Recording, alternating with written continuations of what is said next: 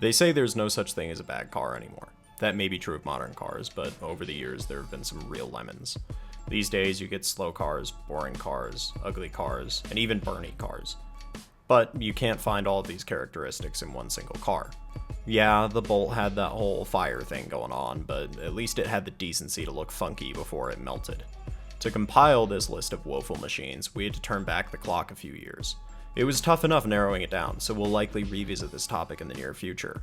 Make some suggestions in the comments below. The Hummer H2 was a poorly made brick with about 18 yards of chrome pasted to the side. It had a huge engine, which somehow helped it go exactly nowhere, and went through a tank of gas like it was free, which it definitely is not right now. It was supposed to be a smaller version of a military vehicle, yet had nowhere near the oil-grubbing confidence that the real Humvee does off-road. The only redeeming factor it had was that it was cool for about a week when it appeared in every single music video on MTV, back when music was still on MTV. Shortly after the rap fad went away, people realized just how bad the Hummer was. So bad, it essentially killed the brand. Driving one these days is a surefire way to tell the world you are either stuck in the noughties or lacking in, other ways. Like social consciousness, which arguably did more to kill this heap than the way it drove. To make up for the conspicuous consumption, GM brought back the Hummer as an EV, a 9,000-pound EV, with enough greenwashing to make OPEC jealous. It seems like it's impossible to build a Hummer without some part of it being more anti-human than the Terminator who owned one. Our next automotive flop takes us across the pond. For some reason, Reliant thought it would be a good idea to build a car with one front wheel. And then, it called this affront to physics and God the Robin. Robins are widely known for being agile birds. This was not. The Reliant Robin could not corner at any speed. In fact, it's unstable even standing still. You'd be amazed at how a light wind could rock this stupid little car back and forth. The only reason these existed in the first place is because it wasn't legally a real car. It was a motorcycle of sorts, which made them so cheap that just about anyone could buy one. Somehow, this car turned into an icon. It even has a large owners club, though they've never successfully completed a Cars and Coffee event. Mostly because all of the cars fall over before they get there. Staying in England, we move on to the Riva GWhiz. The Riva should have been the perfect car for London. It's smaller than a Smart 4.2, and it was exempt from British congestion charges. These days, however, the range is laughable. Riva claimed the GWhiz could do 50 miles on a single charge, which, to be honest, is perfectly fine for a single day in the city.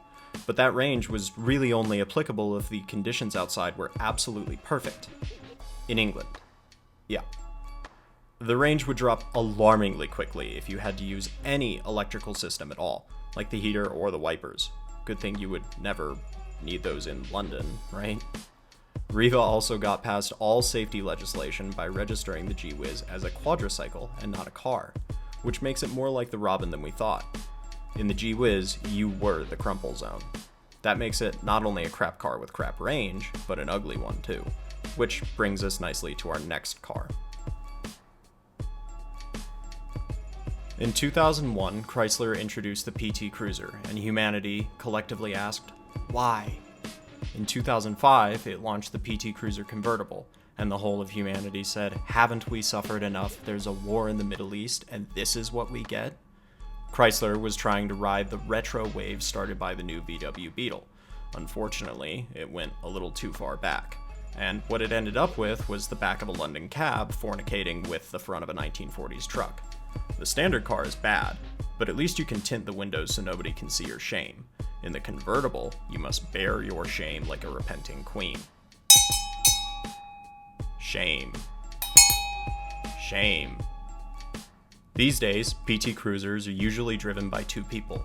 One, age 79, owns what might be the cleanest one you'll ever see.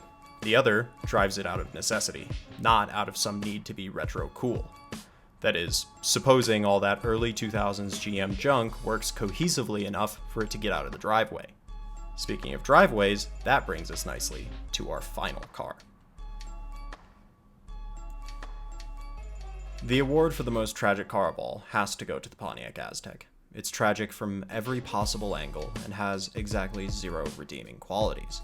To demonstrate just how tragic the Aztec is, or was, we need to be anecdotal for a second.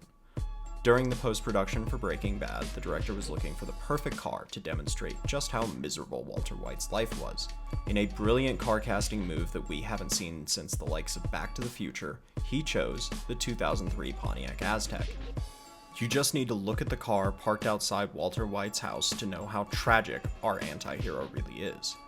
Strangely, the Aztec remained his chosen car even after he started selling his, recreational product? Meth. It was meth. He sold meth. But was a starring role in Breaking Bad enough to make the car ironically cool? Apparently it was. They're even starting to show up on Bring a Trailer, a death sentence for any car's low resale values. But if you buy one off Bring a Trailer, just remember, check the removable cooler for any blue rocks. And know that in reality, the Pontiac Aztec sucks.